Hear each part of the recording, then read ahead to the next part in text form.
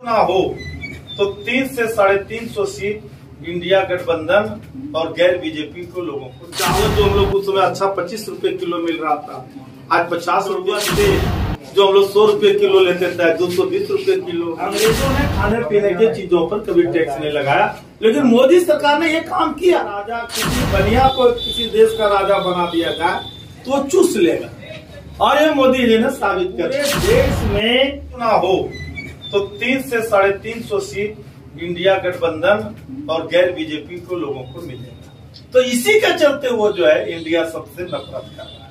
मतलब ये कहा जाए कि चावल जो हम लोग उस समय अच्छा 25 रुपए किलो मिल रहा था, आज 50 रुपए किलो हो गया। एक कड़ुआ तेल जो हम लोग 100 रुपए किलो लेते थे 220 रुपए किलो हो गया। तो ये हम करें कि जो खाने पीने की जो चीजें हैं उस पर भी सरकार ने जो है सो पहला बार देश के अंदर में टैक्स लगाया, जीएसटी लगाया। देश की आजादी के समय भी अंग्रेजों ने खाने पीने की चीजों पर कभी टैक्स नहीं लगाया, लेकिन मोदी सरकार ने ये काम किया। इसलिए चाणक्य का एक नीति को हम लोगों ने पढ़ा था कि किसी देश के राजा, किसी बनिया को किसी देश का राजा बना दिया जाए तो चूस लेगा, और ये मोदी जी ने साबित कर दिया। ये पूरे देश में, और ये चूस के किसको फायदा दे रहा है? इस देश की जो सबसे बड़ी कंपनी है, गौतम अडानी है, मुकेश अंबानी है, उसको दे रहा है। अभी जो पता चला है, संसद का सत्र जब चल रहा था कि 1,25,000 करोड़ रुपया कारपोरेट घरानों को सरकार ने कर्जा माफ किया। लेकिन दूसरी तरफ आप देखिए, हमारे किसान अधिक केबीसी का एक लोन लिया है, 25,000 50,000 है, तो उस पर मुकदमा दर्ज किया जा रहा है। बैंक उनके घर में जा रहे, पुलिस जा रही है। और इस तरीके से अभी आप देखेंगे कि अभी हमारे झारखंड में आप देखिए कि भाजपा वाले लोग अंधविश्वास फैला करके लोग बोल रहे थे कोरोना के बाद कि हम महीना में 2 बार अनाज दे रहे हैं। अभी क्या हो रहा है?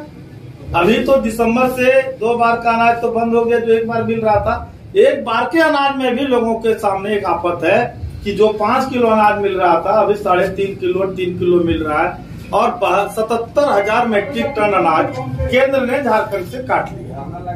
तो हम करें कि जो पूरा झारखंड एक सीन देख रहे हैं कि 2 साल से किसान सुखाड़ का सामना कर रहा है।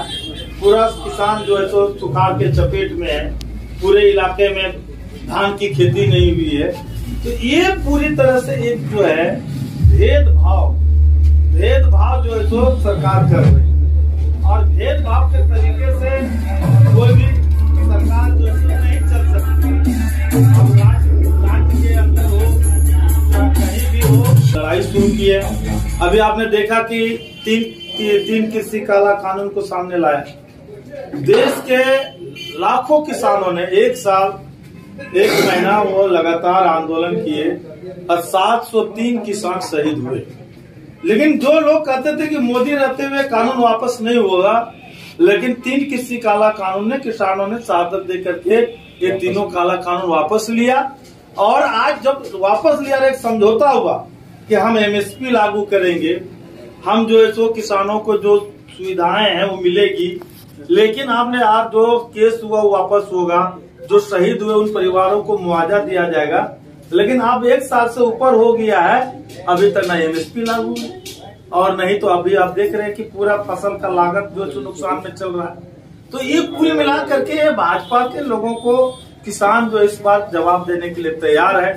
मजदूरों को आप देखिए कि केंद्र का जो बजट था मनरेगा का 1,19,000 करोड़ था, उसके घटा करके 80,000 से नीचे कर दिया।